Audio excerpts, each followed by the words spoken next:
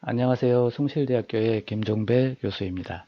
오늘 여러분들과 함께 기업가 정신과 창업의 이해라는 주제를 가지고 이야기해 보도록 하겠습니다.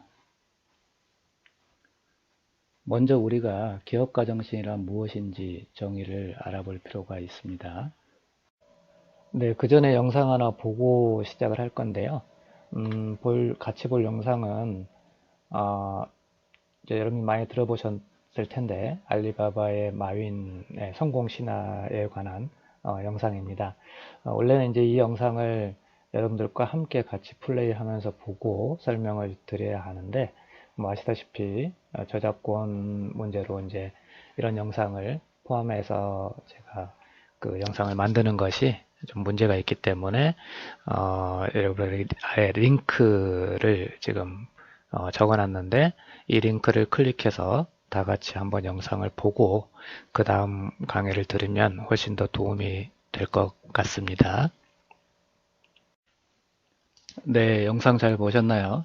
지금은 비록 이제 마윈의 급격한 성장을 견제하는 중국 정부의 탄압으로 모든 것을 빼앗기는 신세가 되긴 했지만 적어도 마윈의 도전 정신과 혁신에 대한 열망은 우리가 오늘 기업가 정신을 이해하는 데 있어서 꼭 곱씹어 봐야 하는 내용인 듯해서 이 영상을 보여주는 것으로부터 기업가 정신을 설명하려고 합니다. 기업가 정신이란 어떤 목적을 달성하기 위해서 새로운 기업을 만들고 운영하는 것을 의미를 합니다. 또 이런 기업을 만들고 운영하는 데 필요한 정신을 의미를 하죠. 근데 이걸 좀 더 확대시켜서 생각을 해보면, 이제 새로운 기업을 꼭 만들고 운영하는 측면이 아니라, 기존의 기업, 기존의 비즈니스에 있어서도 새로운 사업, 새로운 아이템을 창조하는 활동, 또 그 과정에서 혁신을 만드는 이런 것을 우리가 기업가 정신이다라고 이제 이해를 할 수가 있겠고요. 이걸 역시 좀 더 확대해서 생각을 해보면, 꼭 기업 운영이라고 하는 측면에서만 바라볼 것이 아니라, 우리의 일상생활, 사회 전체를 놓고 봤을 때, 혁신이라고 하는 과정들을 통해서 새로운 가치를 창출하는 것, 이렇게 좀 넓게 생각을 해볼 수가 있을 것 같습니다. 다음으로 이제 한국의 창업 생존율에 대한 통계가 나오는데요. 이 통계를 보여드리는 이유는 여러분들이 이제 창업에 대한 이야기를 최근에 많이 들으실 텐데, 청년 창업 뭐 어떤 이런 얘기를 많이 들으셨을 텐데, 근데 창업을 하기는 쉬워요, 사실은. 근데 이 창업 기업이 지속하기는 대단히 어렵다라는 것을 보여드리기 위해서 통계를 좀 하나 준비를 했습니다. 즉, 우리가 창업 기업이 1년간 유지되는 경우가 얼마나 되냐를 조사를 해보니까 63%밖에 안 돼요. 그러니까 창업한 지 1년도 안 돼서 약 40%의 10개 중에 4개의 기업이 문을 닫는다는 얘기죠. 더 나아가서 5년 동안 생존한 기업을 추적을 해보니까 27%밖에 안 된다는 거죠. 나머지 70%가량이 역시 문을 닫고 있습니다. 자, 이렇게 기업들이 창업을 하지만 1년도 안 돼서 또 5년도 안 돼서 많은 기업들이, 대다수 기업들이 다시 문을 닫는 이유가 뭘까요? 결국은 기업이라고 하는 것은 수익성이 전제되지 않으면 그 기업을 운영을 할 수가 없겠죠. 우리가 그러한 측면들을 재무적 지속 가능성이라고 이야기를 합니다. 사실 기업에 있어서 가장 중요한 것 중에 하나이죠. 사실은 기업을 한다라는 것은 돈을 벌기 위한 목적이 있는 건데, 이런 돈을 벌지 못하는 기업이라고 하면 생존의 의미가 없는 거죠. 아무리 기술이 좋고 아이디어가 좋다 하더라도 돈을 벌지 못한다면 기업으로서는 아무런 가치도 없고 그 기업을 유지할 이유가 없는 겁니다. 그래서 이런 재무적 지속 가능성을 확보하지 못했기 때문에 생존을 하지 못하는 거예요. 아무리 좋은 아이디어와 제품이 있어도 돈이 없으면 더 이상 그 아이디어와 제품을 생산하고 판매할 수 있는 활동을 할 수가 없게 되는 거죠. 그러다 보니까 문을 닫을 수밖에 없는 거죠. 그래서 그런 측면에서 재무적 지속 가능성은 굉장히 중요한 요인이다. 근데 이 재무적 지속 가능성은 뭐 제품이냐 아니면 서비스냐에 따라서 좀 다르긴 하지만, 어쨌든 또 어떤 방식으로 수익을 얻어내느냐 하는 것도 다 달라요. 그리고 우리가 흔히 비즈니스 모델이라고 이야기를 하죠. 그런 부분 다르지만 중요한 것은 재무적 측면에서의 지속 가능성을 확보하고 이것을 계속 유지해 나가야 기업이 계속 유지가 될 수 있다. 이런 측면들을 좀 생각을 하셔야 되는데, 이제 많은 기업들이, 초기 스타트업 기업들이 이런 부분을 이제 잘 인지를 못하고 있거나 또 인지했다 하더라도 이걸 달성하지 못했을 경우에 당연히 이제 생존할 수 없는 이런 상황이 되는 거죠. 사실 이 재무적 지속 가능성이라고 하는 개념은 되게 단순합니다. 우리가 제품을 생산하는 데에 들어가는 비용이 있죠. 뭐 재료비도 있고 뭐 이런 것들이 이제 있을 수 있겠죠. 이게 제품 한 단위당 비용, 한 개를 생산하는데 예를 들면 3,000원 정도의 기본적인 재료비라든가 이런 비용이 발생하죠. 그렇게 한다라고 예를 들었을 때, 근데 이런 이제 단위당 비용뿐만 아니라 또 고정 비용이 들어가요. 그게 뭐냐면 뭐 예를 들면 뭐 회사를 유지하기 위해서는 사무실이나 공장을 유지를 해야 되잖아요. 임대비를 낸다든가 임대료를 낸다든가, 그 다음에 판매 마케팅 활동을 해서 광고비도 들어가야 되죠. 또 유지 관리하는데 인건비도 들어가게 되죠. 이런 비용을 우리가 고정 비용이라고 이야기를 하는데, 일정한 기간 동안 운영되는 비용. 그래서 이제 보통 뭐 연간 뭐 이런 고정 비용이 얼마다 이렇게 이제 이야기를 하죠. 연간 예를 들어서 고정 비용이 1억 원이다. 그러면 이 고정 비용은 1년 동안에 지속적으로 발생하는 이제 비용이에요. 총 비용. 그럼 적어도 이 비용보다는 더 벌어야 되는 거죠. 근데 이 더 벌기 위해서 생산하는데도 또 비용이 들어간다는 거죠. 이게 이제 유동비용이라고 이제 표현을 하는데, 그러면 이 비용, 그러니까 개당 제품을 생산하는 데 들어간 단위당 비용, 이 비용에 우리가 실제 제품을 판매했을 때 벌어들일 수 있는 가격이 있죠, 가격. 이제 물론 여기에는 이제 유통이라든가 뭐 등등등 이런 것도 포함이 되긴 하겠지만, 뭐 그런 비용을 다 단위당 비용으로 계산을 한다고 쳐요. 그러면 이제 실제 판매되는 비용이 10,000원이었을 때, 이제 이런 단위당 유동 비용들을 다 빼면, 3,000원을 빼면 7,000원 개당 남는다고 이렇게 감안을 했을 때, 그러면 이 7,000원이 남는 제품을 1년 동안 몇 개를 파느냐, 곱해줘야 되겠죠. 7,000원을 연간 판매 개수에 이렇게 곱해줘야 되겠죠. 그게 이제 1년 동안 벌어들이는 이제 수익인데, 이 수익이 이 고정 비용보다는 커야 되는 거죠. 더 많아야 기업이 돈을 번다라고 말을 할 수 있고, 적어도 큰 돈을 벌지 못하더라도 이렇게 돼야 유지가 가능하다라고 이제 볼 수가 있는 거죠. 그렇지 않게 되면 결국은 어떻게 됩니까? 계속 빚이 쌓이게 되겠죠. 계속 대출을 받는다든가, 뭐, 임금을 체불한다든가, 뭐, 또 재료 구매 비용을 지급을 못한다든가, 이런 일이 발생하게 되면 이제 회사가 도산을 하게 되는 거죠. 그래서 이런 측면 당연히 아주 기본적인 요인이라고 볼 수밖에 없는 거고요. 당연히 이 비용보다는 커야 된다. 근데 이제 아까 제품의 유형에 따라서 이제 다양하다라고 말하는 것이 이제 실질적인 제품 생산되는 제품의 형태는 이렇게 가겠지만, 서비스는 좀 다르겠죠. 요거 이제 그 예를 설명을 해주고 있는 거고요. 예시로 한번 여러분들 보시면 그냥 간단한 계산이니까. 서비스는 이제 뭐 예를 들어서 넷플릭스 서비스 같은 경우를 예를 들어놨지만, 이건 좀 조금 또 계산법이 다르죠. 그러나 개념은 비슷합니다. 개념은 비슷한데, 우리가 이제 고객으로부터 벌어들일 수 있는 이제 수익을 서비스에서는 LTV라고 이야기를 하고요. 그 다음에 이제 고객을 확보하는 데 들어가는 비용을 CAC라고 이야기를 합니다. 그래서 이제 당연히 마찬가지로 또 LTV가 CAC보다 커야 재무적으로 지속 가능하다는 이야기이고요. 역시 또 그것에 대한 예를 보여드리고 있는 거죠. 그러니까 고객을 확보하는 데 들어가는 비용, 그리고 고객으로부터 특정한 기간 동안 벌어들일 수 있는 수익, 이렇게 이제 계산을 했을 때 당연히 LTV가 CAV보다 커야 우리가 그 기업 그 서비스를 유지할 만한 가치가 있다라고 이제 이야기를 할 수가 있는 거겠죠. 그렇게 되겠죠, 당연히.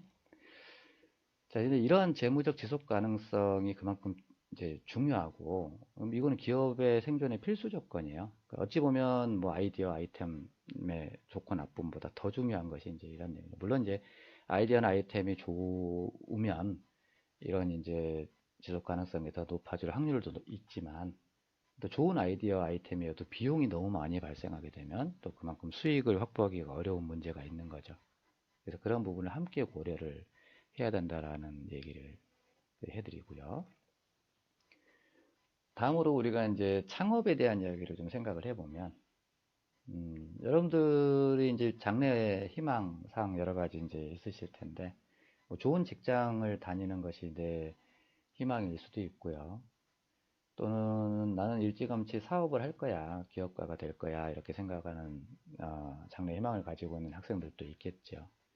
근데 사실 이제 뭐 어떤 게 좋은지 또 어떤 게 먼저인지에 대한 정답은 없습니다.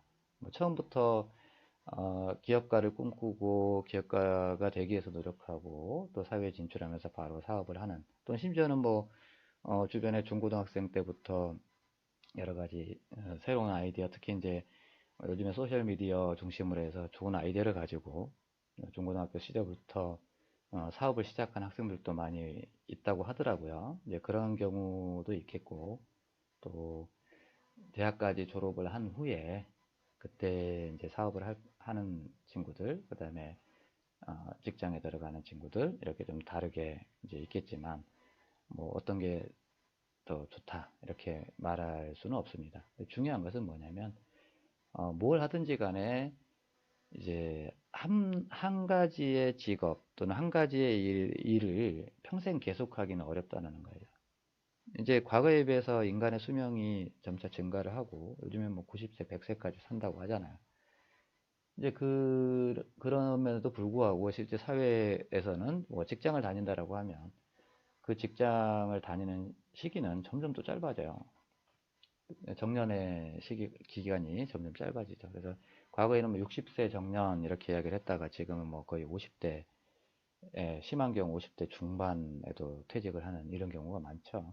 이제 그러고 나면 90살, 100살까지 되게 이제 문제가 생기는 거죠. 뭐 금전적인 문제도 있지만 또 꼭 그것이 아니더라도 일을 하지 않고 3, 40년을 산다는 것은 또 되게 힘든 일이죠. 그러다 보니까 어, 이제 두 번째 인생, 두 번째 직업을 또 선택해야 되는 상황이 되는 거죠. 그래서 물론 이제 직장을 옮겨서 또 평생 다닐 수 있는, 나이 먹어서도 다닐 수 있는 직장이 있다면 더 좋겠지만 대부분 역시 사회 환경은 그렇지 못하고요. 그러다 보니까 퇴직할 즈음 내지는 퇴직하기 전에 기업가가 내 사업을 하겠다라고 이제 생각하는 사람들이 또 많이 생겨나고 있고요. 또 이렇게 하기 위해서 또 너무 지나치게 나이 먹고 나오기보다는 좀 더 젊었을 때 나와서 사업을 좀 해서 준비를 해야 되겠다, 이렇게 생각하고 직장을 그만두는 사람들도 최근에 많이 증가하고 있다는 이야기를 합니다. 어쨌든 사회적으로 직업 생활을 하기 위해 하는 시간이 점점 짧아지기 때문에, 기간이 짧아지기 때문에 우리가 창업이라고 하는 형태를 어떤 형태든지 간에 좀 고민을 해볼 필요가 있겠다, 이런 말씀을 좀 드리고 싶고요. 우리가 이제 또 다음으로 직장을 다닌다라고 했을 때, 그럼 또 대기업을 갈 것이냐, 또는 뭐 중소기업 또는 신생 벤처기업을 갈 것이냐, 또 이것 또한 고민이 되는 부분이죠. 여러분들이 이제 장래 진로를 고민하는 데서도 항상 고민이 되는 부분인데, 역시 또 뭐 정답이 있겠습니까? 사실 뭐 사람마다 다르고 상황에 따라 다르고 또 시기에 따라 다르지만, 근데 일반적인 측면에서 봤을 때 대기업이라고 하는 큰 조직은 뭐 새로운 기술을 개발하고 또 새로운 제품을 끊임없이 만들어내고 시장을 끊임없이 개척을 하잖아요.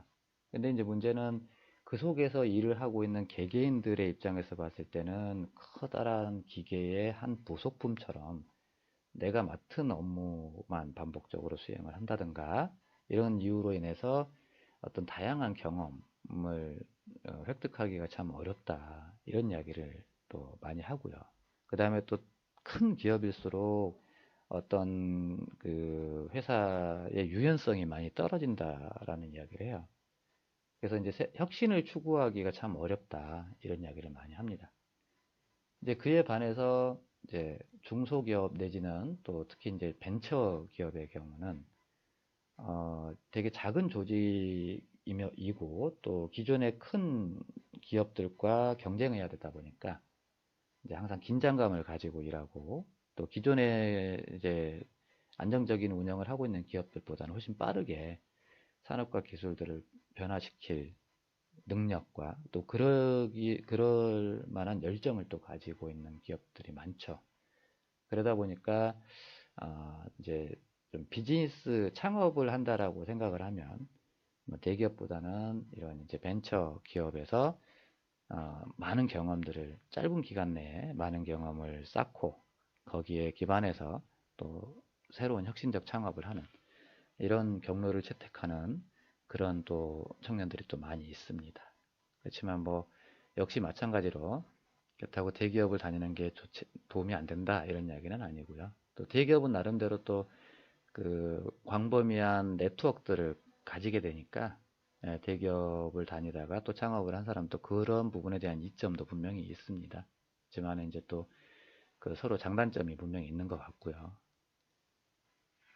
자, 그 다음에 우리가 이제 성공적인 기업 또는 성공적인 기업가라고 하는 건 무엇인가 또 생각을 해볼 필요가 있는데, 성공적인 기업가들의 특성이 뭔가, 또 성공적인 기업가가 되기 위해 필요한 자질이 무엇인가, 뭐 이런 이야기를 많이 하잖아요. 그리고 또 성공한 기업가들에 대한 이야기도 많이 하게 되고, 그래서 우리가 흔히 어, 알고 있는 뭐 애플의 스티브 잡스라든가 또 아마존의 제프 베조스라든가 또 알리바바의 마윈이라든가 전 세계적으로 추앙받고 또 존경받는 항상 이 사람들의 성공 비결에 대해서 많은 사람들이 관심을 갖게 되는 그런 사람들이죠. 네, 앞에서 우리가 마윈의 성공 신화는 봤고, 이번에는 스티브 잡스의 생존 영상과 제프 베조스의 성공 요인을 설명하는 영상을 연속해서 보고 진행해 보기로 하겠습니다. 방식은 앞에서 설명드린 대로 링크를 따라서 먼저 스티브 잡스의 프레젠테이션을 좀 들어보고요. 이어서 제프 베조스의 삶과 성공의 비밀에 관한 여러 인터뷰 자료가 있습니다. 이 자료까지 한번 같이 연속해서 듣고 또 진행해 보도록 하겠습니다. 어떤가요? 대단한 사람들이죠. 근데 사실 이 사람들이 성공을 했기 때문에 이 사람들에 대해서 집중적으로 조명하고 분석하면서 과연 이 사람들이 어렸을 때부터 어떻게 생활했고 어떤 사고방식을 가지고 있으며 어떤 공부를 했고 또 이제 어떤 성격을 가지고 있고 뭐 이런 이야기를 막 이렇게 이야기를 해요. 근데 사실 엄밀하게 따지고 보면 성공하는 기업가의 DNA라고 하는 거는 없습니다. 다 만들어지는 과정이고 또 성공했기 때문에 이 사람들의 DNA에 대해서 관심을 갖는 것이지 처음부터 성공하는 DNA를 타고난 그런 사람이 있는 건 아니에요. 사람마다 기업의 형태로 성공할 수도 있고 또 다른 형태, 뭐 어떤 사실 이 기업가 정신을 이야기할 때 이런 이제 기업을 운영하는 사람들 외에도 많은 예를 드는 것이 파바로티라든가 뭐 싸이 또 발레리나 비보이 이런 사람들 많이 이야기를 해요. 왜 그러냐면 이 기업가 정신을 이야기를 할 때에 앞에 그런 기업의 관점만 보는 것이 아니라 좀 더 넓게 생각했을 때 아까 사회적인 관점에서 뭔가 도전하는 열정을 가지고 있고 그 열정을 끊임없이 유지하면서 새로움을 추구하고 그로 인해서 사회적 변화, 혁신을 가져온 사람들 이런 사람들 많잖아요. 이제 그런 사람들 역시 기업가 정신을 가지고 있다라고 이야기를 할 수 있어요. 다만 이런 사람들이 기업, 그 회사를 운영하는 일을 하지 않았을 뿐이지 자기가 하고 싶은 일, 자기가 좋아하는 일, 자기가 열정을 가지고 있는 일들을 가지고 그만큼 노력하고 끊임없이 노력하고 도전하고 이런 정신들을 우리가 가지고 있는 이런 사람들 우리가 기업가 정신을 가지고 있다라고 이야기를 하는 거죠.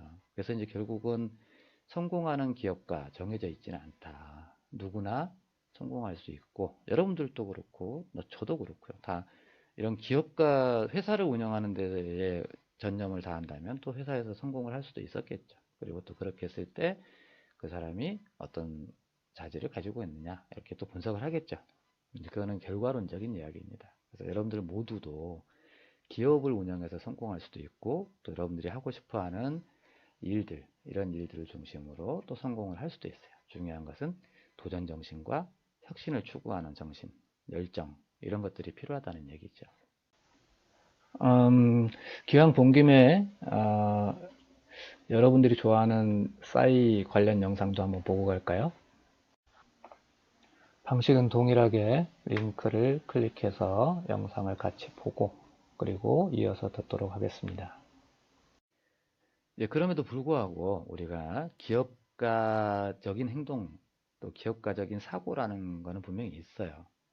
우리가 본받아야 될 행동과 사고라는 거 분명히 있고 그런 게 무엇인가라고 좀 몇 가지 좀 짚어보면 첫 번째는 끊임없이 변화를 탐색하고 또 새로운 사업 기회를 포착하기 위해서 노력을 한다라는 거죠. 변화를 두려워하지 않고 또 그 속에서 새로운 기회를 포착하기 위해서 끊임없이 노력한다라는 거죠. 이게 가장 중요한 요인이 될 거고요. 두 번째는 자신이 세상 사람들에게 보여주고자 하는 어떤 사업 내지는 어떤 뭔가의 그 자기만의 것이 그만큼 사회적으로 가치가 있다라는 확신, 믿음을 가지고 포기하지 않는다라는 거죠. 그랬을 때 궁극에 가서는 성공을 한다. 이런 이야기를 많이 하고요. 그 다음에 세 번째는 위험에 대한 감수입니다. 그러니까 즉 위험을 감수하고서라도 사업 기회를 현실로 만들기 위해서 끊임없이 노력을 한다는 거죠. 우리가 좋은 아이디어와 좋은 제품이 있어도 또 주변에 보면 여러분들 친구들 중에서도 항상 번뜩이는 아이디어를 가지고 있는 친구들이 많이 있잖아요. 또 뭐 우리 사회 주변에도 많은 사람들이 있고 근데 그런 아이디어는 많은데 그 아이디어를 실제 실행에 옮기는 사람들은 많지 않다는 얘기죠. 왜냐하면 그 아이디어를 실행에 옮기는 데 있어서 많은 위험이 존재한다는 거죠. 어떤 비용이 투자가 돼야 되고 또 실패했을 때 그 비용에 대한 부담 그 다음에 실패했을 때 그 기간 동안의 노력이 물거품이 되고 그 시간 동안에 다른 걸 했을 때 얻을 수 있는 기회 비용들이 또 발생하게 되고 이제 그런 측면들에 대한 두려움들 그 다음에 사람들이 내가 주장하고 내가 만든 것들에 대해서 동의하고 인정하지 않는 것에 대한 막연한 또 두려움. 뭐 이런 것들이 이제 우리가 새로운 것에 도전하는 것을 저해하는 요인들이잖아요. 이런 부분을 두려워하지 않고 그냥 맞부딪히고 해결하려고 노력하고 하는 사람들이 진짜 기업가 정신을 가지고 있는 사람들이다라는 얘기고요. 네 번째는 끈기입니다. 모든 일에 있어서 확신도 필요하고 또 그 확신을 토대로 계속 지속할 수 있는 지속적으로 될 때까지 노력할 수 있는 끈기 그래서 그런 부분들이 또 기업가에게 필수적인 덕목이 될 수 있고요. 그 다음에 또 되게 유연하고 적응적인 사고방식 그러니까 변화에 대해서 기민하게 빠르게 대응하는 사고방식 사실 이건 굉장히 유연한 사고를 갖고 있지 않으면 어려운 거예요. 최근과 같이 코로나 사태로 사회가 막 변화를 하고 있고 이제 새로운 뭐 언택트 사회로 변해가고 있다고 그러는데 이런 상황에서도 이제 좀 지나면 다시 예전처럼 돌아올 거야 라고 하고 예전의 방식을 고수하고 기다리고 하기보다는 이런 변화된 상황을 빨리 캐치하고 앞으로 이런 상황에서도 새로운 기회가 있을 거야 라고 생각을 하고 새로운 방식으로 접근하는 이런 사람들이 있고 서로 차이가 있잖아요. 그래서 그런 측면에서의 적응적 사고 방식이 또 중요한 요인이다 이렇게 볼 수가 있습니다.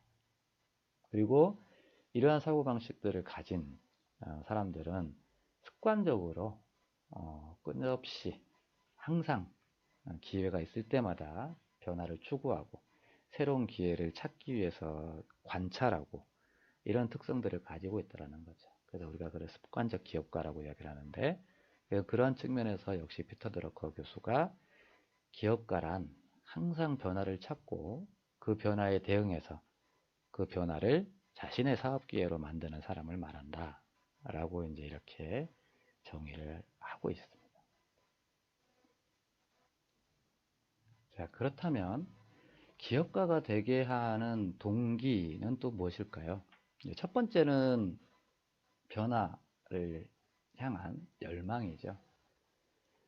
즉, 이 변화를 향한 열망으로 새로운 기술을 개발하고 또 새로운 비즈니스 모델을 개발하죠.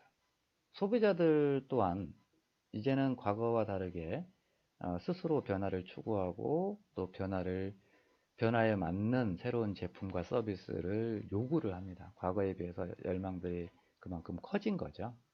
또 기업가는 이런 소비자들의 욕구를 빨리 캐치를 하고 이 변화를 쫓아가기 위해서 노력을 하는 이런 자세가 기업가가 될 수 있는 동기 중에 하나라고 볼 수가 있고요. 두 번째는 독립에 대한 열망입니다. 어떤 앞에서 이야기했듯이 큰 조직의 일원으로서 생활하는 것을 추구하는 사람들도 많으나 또 아무리 좋고 아무리 또 월급을 많이 받는 직장이어도 스스로 내가 하고 싶은 일을 하고 내 스스로 결정하고 하는 것을 하기 어렵잖아요. 큰 조직이라고 하는 것은. 근데 그런 것들, 스스로 하는 것에 대해서 굉장히 큰 가치를 부여를 하는 사람들은 좋은 조건을 마다하고 나만의 비즈니스, 내가 하고 싶은 일에 전념하고자 박차고 나오는 이런 경향들을 보이고 있죠. 그래서 이제 그러한 조직적 측면에서의 독립에 대한 열망이 기업가의 동기 두 번째라고 볼 수가 있고요. 세 번째는 부에 대한 열망입니다. 사실 기업을 한다, 또 우리가 끊임없이 노력을 한다라고 하는 것은 사실 어떤 면에서는 돈을 벌기 위한 거죠. 돈을 버는 것은 나쁘게 볼 게 아니에요. 사실은 돈을 번다라는 것을 돈을 벌기 위해서 노력하기 때문에 사회가 발전을 하는 거죠. 물론 그것이 이제 뭐 부정한 방법, 여러 가지 사회적 무리를 일으키는 방법, 뭐 이런 것들을 썼을 때 문제가 되는 거지. 정상적이고 착실하고 또 정직하게 열심히 노력을 해서 많은 돈을 버는 사람들, 충분히 존경받을 사람들이고 존경해야 될 사람들이죠.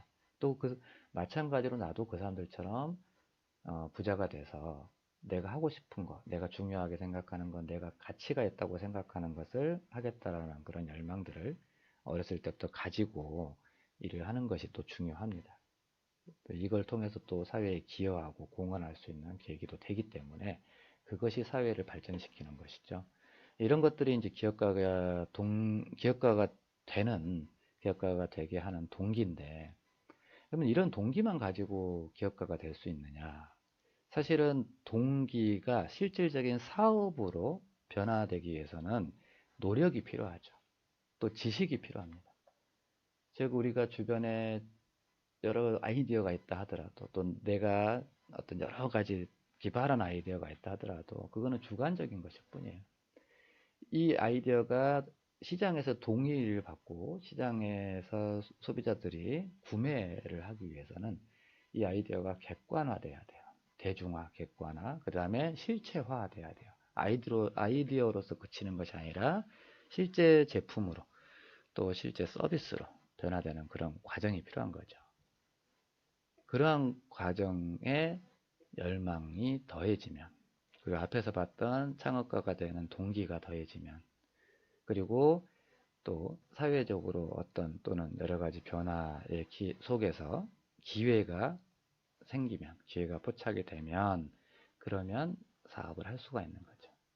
우리가 그리고 기본적으로 좀 이렇게 체계적인 관점에서 여러분들 체계적으로 생각을 하셔야 돼요. 그냥 나는 창업가가 되기 위한 자질이 있어. 나는 창업가가 꼭 되고 말 거야. 나는 뭐 창업가가 돼야만 하는 여러 가지 이유가 있어. 뭐 이런 거 하나만 가지고 접근할 수 있는 건 아니라는 것을 여러분들이 좀 생각을 해 주셨으면 좋겠다. 그런 얘기고요. 자, 다음으로 우리가 이제 실제 창업에 대해서 좀 더 생각을 해보면, 창업이라고 하는 게 뭐 큰 뭐 기업을 만들고 뭐 공장을 만들고 뭐 이렇게만 생각을 하게 되면 되게 어렵죠. 근데 창업의 형태는 되게 많습니다. 또 규모 또한 되게 다양하고요. 그래서 창업 기업의 유형을 조금 살펴볼 필요가 있는데, 첫 번째는 우리가 흔히 알고 있는 벤처기업입니다. 근데 이 벤처기업은 도전 정신이 기본이죠. 또 성장을 추구하는 것을 목적으로 하고 있죠. 그러다 보니까 짧은 시간 내에, 짧은 기간 내에 성장하는 것을 목적으로 끊임없이 노력을 합니다. 그러니까 많은 것을 여기다가 투자를 하는 거죠. 벤처는 성장, 성공을 목표로 많은 걸 쏟아붓는 이런 기업이죠. 벤처 기업을 하는 사람들은 워라밸이 없다고 이야기를 합니다. 네. 생활을 포기하는 거죠. 그만큼 이제 노력을 한다는 얘기예요. 사실 왜냐하면 그렇게 하지만 않으면 성장을 할 수가 없어요. 그리고 또 성장하기 위해서 자금이라든가 이런 부분에 투자를 받는 기업들이 또 많죠. 그러니까 기술만 갖고 성장할 수는 없죠. 자금이 또 뒷받침이 되셔야 돼서. 뒷받침이 돼야 성장할 수가 있기 때문에. 그래서 그런 측면에서 여러 가지 투자를 받습니다. 자, 두 번째는 라이프 스타일 지향 기업입니다. 그러니까 내가 꿈꾸는 미래, 내가 꿈꾸는 생활의 모습들, 나는 내가 좋아하는 일, 이런 것을 생각하면서 창업을 하는 경우예요. 이 경우는 큰 돈을 번다든가, 뭐 기업을 성장시킨다든가, 뭐 이런 것이 목적이 아니라 내 만족을 위한 거예요. 내가 좋아하는 일, 내가 하고 싶은 일, 아까 싸이라든가, 뭐 비보이라든가 이런 사람들처럼 내가 하고 싶은 일의 모든 거를 다, 그러니까 일하는 것 자체가 내 삶의 만족이고 내 삶을 즐겁게 하는 거다. 또 거꾸로 내 삶을 즐겁게 즐기는 것 자체가 돈을 버는 것이다. 라고 생각을 하는 그런 일들을 하는 사람들이 라이프스타일 지향 기업이라고 볼 수가 있고요. 이 경우는 뭐 굳이 투자를 받을 이유는 없겠죠. 예.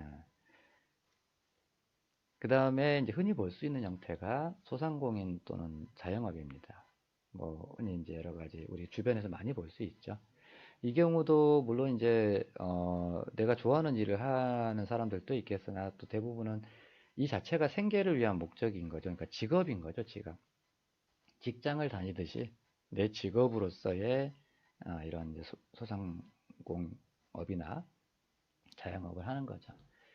그러다 보니까 그냥 유지를 하면서 생계를 유지하기 위한 수단으로서 만족하고 이렇게 하는 거죠. 근데 이제 그러다 보니까 이제 소상공인 자영업 되게 이제 작은 규모이죠. 이제 그러다 보니 이제 규모의 우리가 흔히 규모의 경제라고 이야기를 하죠. 이제 규모가 작다 보니까 효율성이 좀 떨어지고 뭐 이런 측면에 있어서 좀 많은 시간을 내가 투자를 해야 되는 측면은 있긴 하지만 이 자체가 하나의 직업으로 생각되어진다면 뭐 그것도 하나의 방법일 수 있고요.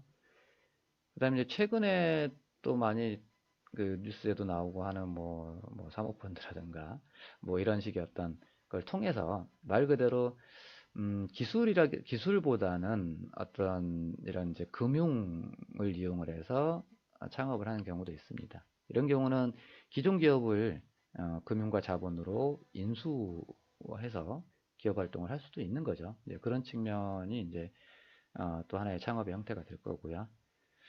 네, 근데 사실은 이제 이렇게 하는 것도 단순히 뭐 돈이 있어서만은 아니고 또 이제 그 기업에 대한 분석력이라든가 여러 가지 이제 경영학적인 또 지식과 또 분석 노력이 필요합니다. 이런 것도 하나의 이제 방법이고요. 또 하나는 이제 사회적 기업이죠. 우리가 이제 물론 이제 뭐 사회적 기업도 기업으로서의 지속성을 유지하기 위해서는 아까 앞에서 얘기했던 재무적 지속 가능성이라고 하는 측면을 확보를 해야 됩니다. 그렇지만은 이제 사회적 기업의 목적 특성상 어떤 뭐 여러 가지 그 사회에 대한 이제 그 돈을 많이 못 벌더라도 부가가치가 많지 않더라도 사회 문제를 해결하는데 보탬이 되는 것을 목적으로 하는 거기 때문에 일정 부분은 국가나 단체에서 좀 지원을 통해서 유지를 하는 경우들이 많죠. 그래서 이제 뭐 특별히 돈을 번다라기보다는 사회적 가치를 실현한다든가 사회 문제를 해결하는 데 초점을 두는 형태의 기업이고, 최근에 사회적 기업이 많이 이제 늘어나고 있죠. 그 다음에 이제 여기에서 조금 더 이제 젊은 층을 중심으로 이제 소셜 벤처라든가 이런 형태로 이제 발전을 해나가고 있고요. 또 다른 형태는 이제 사내 창업 또는 이제 분사의 형태입니다. 우리가 앞에서 이제 중소벤처기업을 다닐 것이냐, 대기업을 다닐 것이냐에서 이야기했던 것처럼 대기업은 여러 가지 혁신적 활동을 하기 위한 유연성이 상당히 이제 부족하죠. 왜냐하면 워낙 큰 규모의 조직을 유지하고 운영을 해야 되기 때문에 일사불란하게 유연하게 움직인다는 건 현실적으로 어렵습니다. 그러다 보니까 물론 이제 그럼에도 불구하고 끊임없는 연구개발을 하고 투자를 하지만 또 그 연구개발 이후에 그걸 실제 사업화 시키는 데 있어서는 또 많은 부분에 대해서 투자 대비 효과라고 하는 측면에서 많이 이제 걸러내게 되죠. 그러다 보면 많은 아이디어나 연구개발의 성과가 있어도 실제 그것을 상품이나 서비스로 실현시키는 비율은 굉장히 낮습니다. 그럴 수밖에 없죠. 조직이 크다 보니까.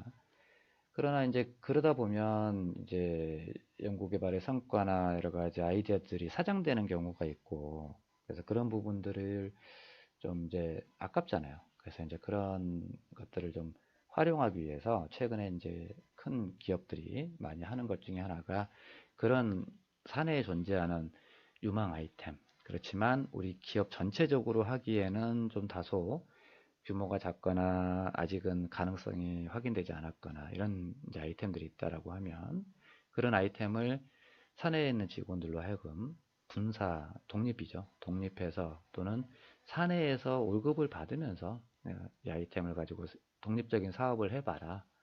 그래서 이제 성공을 하면 회사가 더 투자를 한다든가 다시 M&A 인수를 해서 사업을 확대한다든가 이런 방식으로 하는 이제 이런 이제 산업창업 내지 이런 분사라는 형태도 있어요. 그래서 이제 이런 경우는 아무래도 대기업이나 또 중견기업 이상 정도 자금이라든가 이런 여력이 있는 회사를 다녔을 때 좀 더 유리하겠죠. 이제 그런 부분들이. 그래서 뭐 아까 얘기했듯이 이제 처음부터 창업을 하는 것도 방법이지만 또 좋은 직장, 좋은 조직에 다니면서 이런 걸 기회를 얻는 것도 좋은 방법이죠. 그래서 이제 항상 창업에 대한 생각, 또 창업에 대한 지식과 교육의 결과들을 가지고 계시다가 이런 기회들이 생겼을 때 바로 실행할 수 있는 그런 것도 하나의 방법입니다. 그래서 이제 이런 경우 최근에 이제 많은 기업들이 뭐 여러 가지 사회에 공헌하는 측면도 있고 또 실제로 그걸 통해서 회사가 새로운 아이디어들을 발굴해내기 위한 목적으로 이제 뭐 요즘 많이 대기업들이 이런 때 또 투자를 많이 하기도 합니다. 그런 형태들이 있을 수 있습니다. 자, 그 다음에 우리가 이제 기술 창업이라고 하는 관점에 좀 초점을 두면요. 자, 기술 창업이라고 하는 것은 말 그대로 기술에 기반한 비즈니스를 목적으로 만드는 회사, 그걸 목적으로 시작하는 비즈니스를 우리가 기술 창업이라고 이야기를 하잖아요. 그렇다면 기술 창업이라고 하는 건 어떤 특성을 가지고 있느냐? 첫 번째는 역시 기술이죠. 그러니까 기술이 있어야 돼요.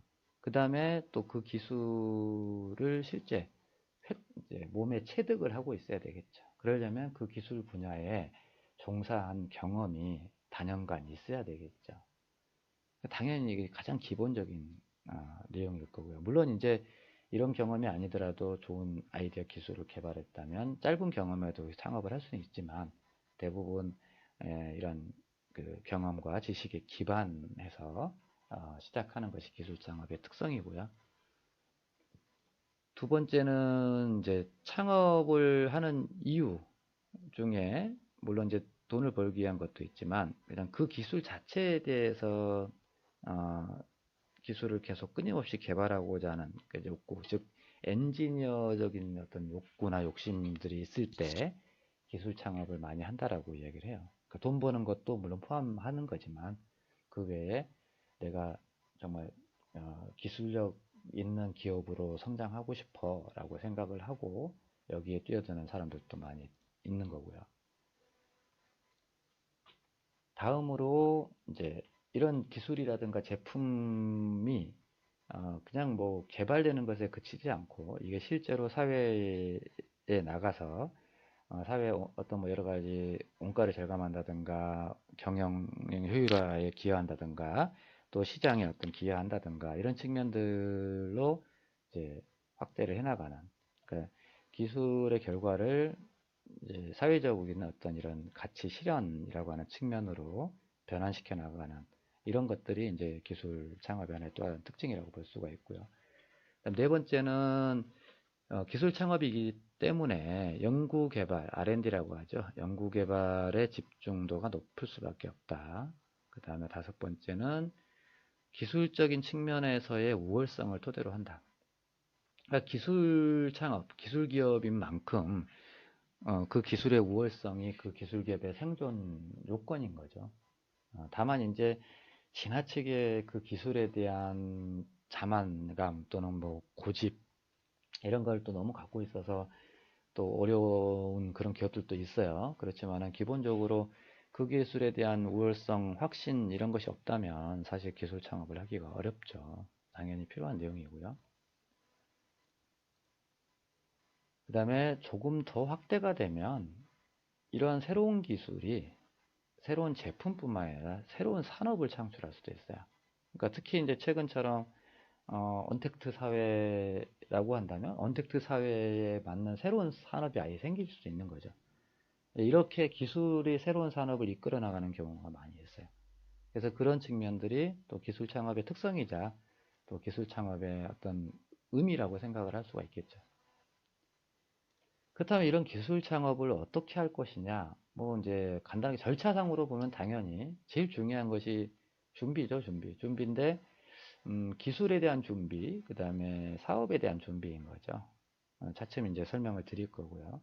그 다음에 시합에 대한 실행, 그 다음에 단계별 또 성장 전략, 뭐 이런 것들이 이제 당연히 단계적으로 필요할 거고요. 그렇다면 첫 번째 사업 준비, 기술 창업 준비라고 하는 건 어떤 것이냐? 제일 중요한 것이 아이템이죠, 아이템. 그래서 사업 아이템을 탐색하고 최종적으로 선정하는 것. 여러분들도 경진대회를 준비하면서 뭐 여러 가지 아이디어들에 대해서 토의하고 브레인스토밍도 하고 뭐 많은 고민들을 했을 거 아닙니까? 아이템을 찾기 위해서. 그리고 최종적으로 그 중에 하나를 선정을 해서 이제 예, 출품을 한 거잖아요. 이제 그 당연히 사업할 때도 마찬가지겠죠. 필요가 첫 번째고 두 번째가 특허와 같은 지식재산권을 확보하는 거예요. 그러니까 기술이 승부하는 기술 창업이다 보니까 그 기술이 유출된다든가 또는 그 기술을 다른 기업이 모방해서 시장에서 추적해 온다든가 라고 하면 기술 창업에서 우리가 투자한 만큼의 성과를 얻기가 어렵겠죠. 그런 측면에서 반드시 지식재산권을 확보를 하고 들어가야 되겠죠. 그 다음에 세 번째가 비즈니스 모델입니다. 역시 이제 수익이 중요하기 때문에 아무리 좋은 기술이어도 어떤 방식으로 돈을 벌 것인지가 명확하지 않다면 시장에서 그 기술을 노출만 시키고 사업을 유지하기가 어렵겠죠. 그래서 비즈니스 모델이 상당히 또 중요합니다. 다음으로는 이제 사업을 실행하는 거겠죠. 그래서 사업을 실행하기 위한 의사결정을 해야 되고 또 이것과 관련해서 사업계획서를 작성을 해야죠. 여러분들이 이제 작업하셔야 될 사업계획서와 같은 이제 이건 물론 이제 내가 사업을 하는 데 있어서의 중요한 플랜이기도 하고 또 이제 필요하다면 다른 투자자들을 설득을 해서 투자를 받기 위해서 설명하는 그런 자료이기도 하고요. 사업계획서가 반드시 작성이 돼야 됩니다. 계획 없이 많은 위험들이 있는 그런 비즈니스에 도전할 수는 없죠. 그 다음에 적합한 회사 형태. 아까 앞에서 이야기했던 그런 형태도 결정을 해야 되고요. 두 번째는 또 실제 법적인 회사의 형태, 뭐 주식회사를 할 거냐, 개인회사를 할 거냐, 유한회사를 할 거냐, 뭐 이런 것들도 결정을 해야 되고요. 그 다음에 사업장과 설비, 사업장의 위치를 어디로 갈 것인지, 설비를 내가 어떻게 도입을 할 것인지 아니면 어, 그 외주 제조를 맡길 것인지 뭐 이런 등등등을 비용이라든가 뭐 이런 것들을 계산해서 검토를 해봐야겠죠. 그리고 또 사업을 우리가 이제 지원할 수 있는 여러 가지 지원 제도들이 있어요. 그래서 이제 아까 투자자를 설득한다라고 했을 때 그 투자자는 민간의 투자자도 있겠지만 또 이런 정부의 기관 또 투자자들도 많이 있습니다. 그래서 이런 투자자들을 설득하기 위해서 또 이런 여러 가지 각종 뭐 초기 창업들을 지원해주는 제도들이 많고요. 그 다음에 창업 후의 단계별로 뭐 3년 후, 뭐 7년 후, 뭐 이렇게 단계별로 지원해주는 자금이라든가 기술을 지원해주는 여러 가지 제도들도 있습니다. 그리고 또 관련돼서 컨설팅해주는 기관들도 많이 있고요. 이런 기관들을 활용하는 또 전략이 필요하고, 그 다음에 또 실제 성장을 위한 여러 가지 실행 전략들을 또 필요하고요. 그 다음에 또 중요한 것이 포트폴리오인데, 사실 이제 많은 제가 이제 대학에서 학생들의 창업을 상담을 해보다 보면 많은 대학생들이 이제 좋은 아이디어들을 많이 가지고 와요. 그러나 이제 항상 이제 아쉬운 점 중에 하나가 뭐냐면 그 아이템 하나에만 너무 집중을 한다는 거죠. 그러니까 그 아이템은 분명히 괜찮아요. 근데 그 아이템이 과연 독보적으로 다른 기업이 전혀 따라 할 수 없는 기술이나 아이디어냐? 또 그건 아니잖아요. 그러면은 1년만 지나도 유사한 제품들이나 서비스가 막 나올 텐데, 그럼 그 다음에 어떻게 할 것이냐? 이런 부분에 대한 생각을 미처 하지 않고 그냥 아이템 하나만 가지고 사업에 도전하는 그런 경우들이 많습니다. 근데 사실은 사업을 단계적으로 아이템을 어떻게 변화를 줄 것이고 어떻게 다각화를 시킬 것이고 또 비즈니스 모델을 어떻게 성장시킬 것이고 어떻게 다각화시킬 것이고 이런 부분에 대한 다양한 고민이 전제가 되어야 된다는 거죠. 그렇게 해야만 그나마 생존율이 좀 더 연장이 되지, 생존 기간이. 그렇지 않으면 되게 1년 이상을 버티지 못해요. 자, 그 다음에 우리가 기술 창업의 성공 요인, 뭐 앞에서도 많이 얘기했지만, 이제 좀 짚어보면, 당연히 기술력이죠, 첫 번째는. 탁월한 기술력. 그래서 이제 탁월한 기술력을 확보하기 위해서 우리가 아이디어만 갖고 기술력이 생기는 건 아니잖아요. 그래서 이제 실제 기술을 배우고 또 그 경험을 쌓고 하는 것이 필요하다라고 이제 이야기를 했었고요. 다음으로 이제 우리 이제 처음 시작하는 기업은 기존 기업에 비해서 상대적으로 자원이 부족할 수밖에 없잖아요. 그래서 이제 기술 창업을 하고 그 회사를 유지해 나가는 과정 자체가 어떻게 보면 자원을 점점 축적해 나가는 과정이라고 생각을 할 수가 있어요. 그래서 그런 부분들이 이제 쌓이고 쌓였을 때 이제 진정한 기술 기업으로서 성공할 수 있더라라는 얘기고요. 다음으로 부족한 부분은 외부에 있는 자원들의 활용을 하고 외부의 도움을 받아야 돼요. 사실 그러기 위해서는 이제 어떤 네트워크가 잘 구축이 되어 있어야 되고, 또 이런 네트워크가 얼마나 많고 탄탄한지에 따라서 사실 성공의 여부가 한가름 나기도 합니다. 그래서 이런 부분들을 확보하기 위해서 노력을 해야 되고요. 조금 이제 구체적으로 들어가서 그렇다면 우리가 이제 사업 기회 발굴하는데 뭐가 필요하냐? 이제 앞에서 나왔던 이야기인데 당연히 혁신적 사고, 혁신적 활동, 노력들이 필요하겠죠. 두 번째, 아이디어가 필요하죠. 근데 여기까지는 많이 나왔던 이야기인데 이제 중요한 거는 이거야. 불만족스러운 시장.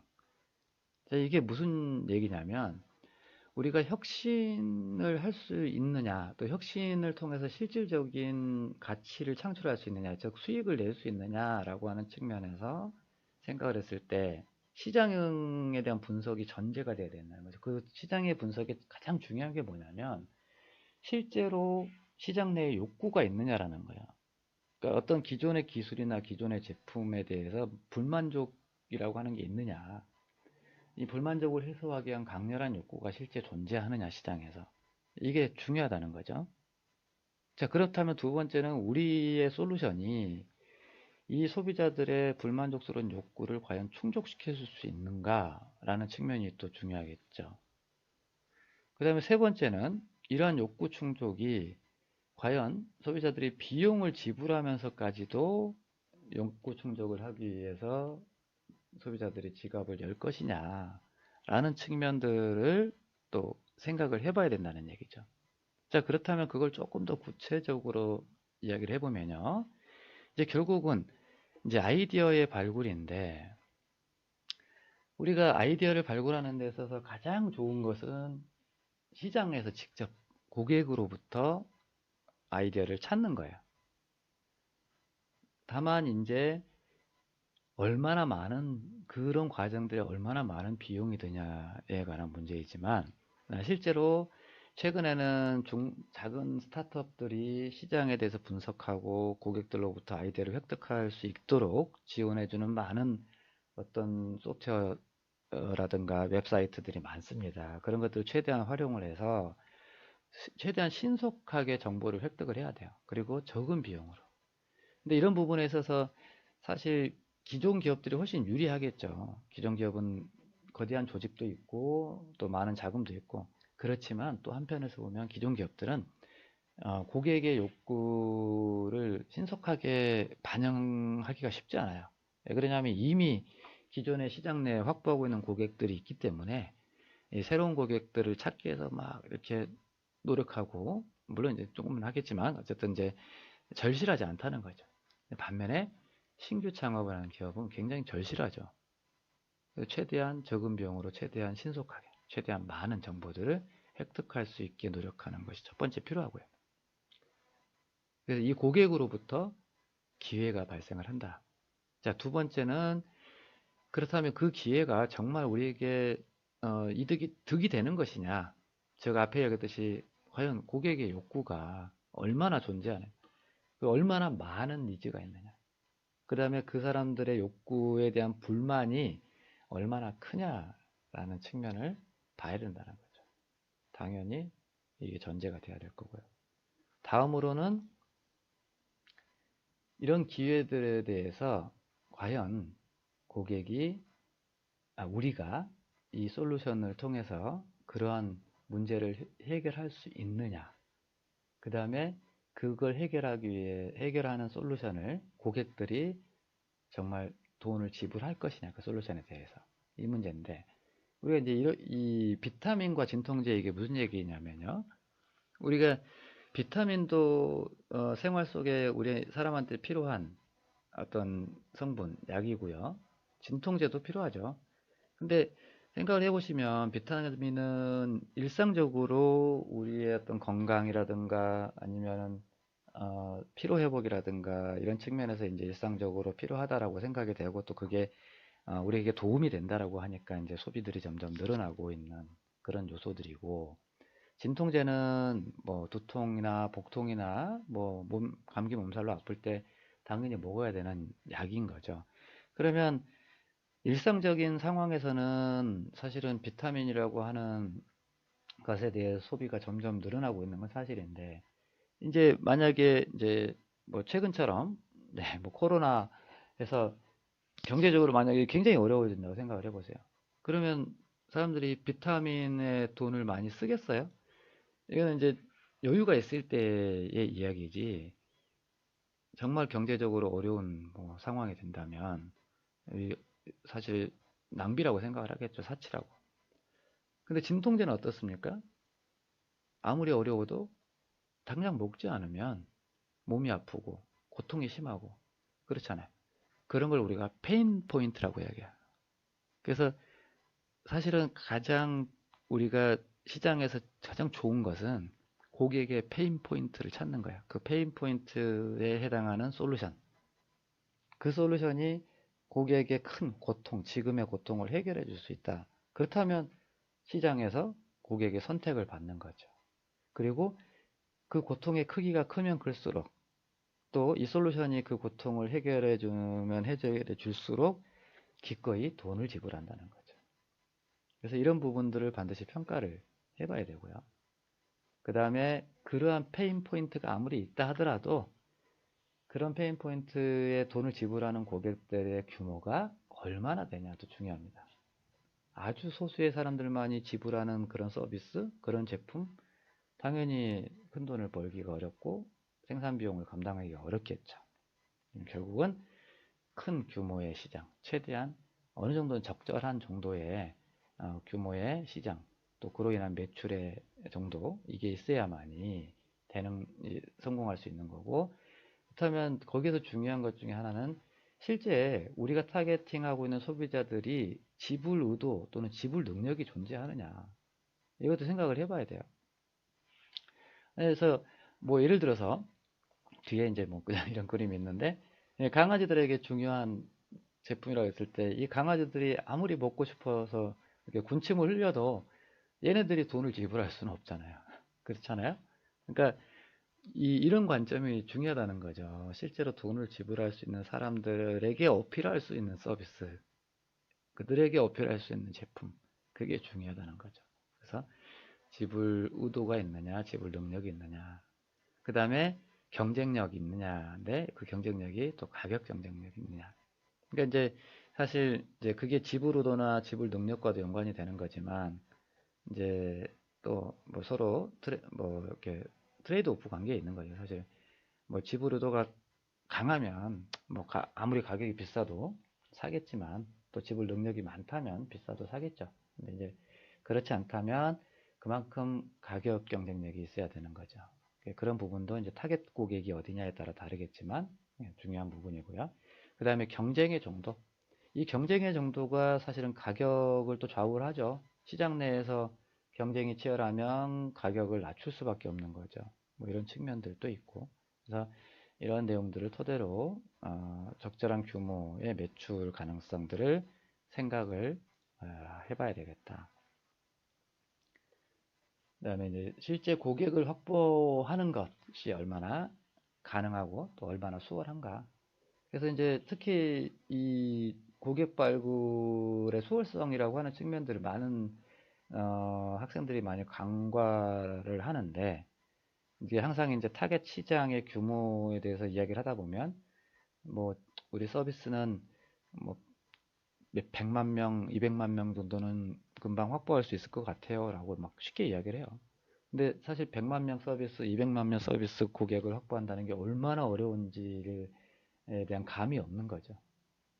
그래서 그런 부분들을 좀 냉정하게 평가하고 판단을 해봐야 된다라는 이야기고요.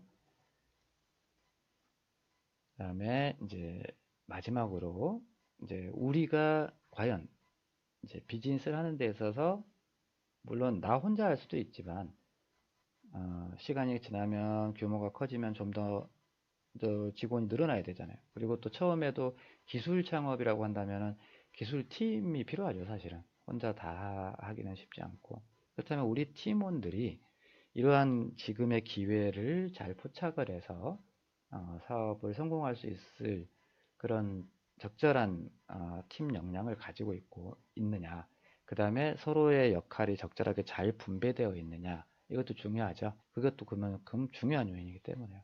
그리고 또 그러한 역량과 팀을 유지하는데 또 우리에게 과연 그 할 수 있는 자원이나 자본이 있느냐, 이런 측면들도 또 고려를 해야 된다. 그래서 이러한 것들을 중심으로 우리가 사업에 대한 기회를 실제 사업으로 옮겨갈 수 있는지 여부를 판단하는 이런 과정들이 필요할 거고요. 네, 이렇게 지금까지 기업가 정신과 창업의 이해라는 주제로 장시간 설명을 드렸는데요. 마지막으로 여러분들 중에서 나도 한번 창업에 도전해보고 싶다 하는 학생들이 있을 수 있는데, 이렇게 주로 학생들이 창업을 경험하고 또 창업을 시도해 볼 수 있도록 지원해주는 여러 가지 정부 지원 제도들이 마련되어 있습니다. 그중 하나가 예비창업 패키지 지원 사업이라고 하는 것인데요.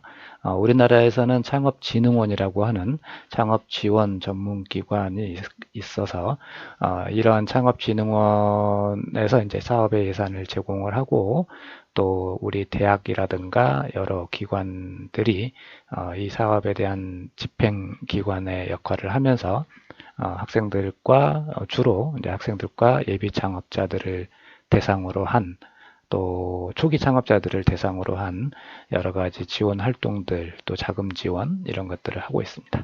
그래서 마지막으로 이런 창업 지원 제도, 그 중에서도 여러분들이 주로 할 수 있는 예비 창업 패키지 지원 사업에 대한 창업진흥원의 설명 영상을 보는 것으로 해서 이번 강의를 마치도록 하겠습니다. 장시간 강의 시청하시느라 수고하셨습니다. 감사합니다. 역시 마지막 영상 링크 클릭해서 보시면 됩니다. 자, 수고하셨습니다.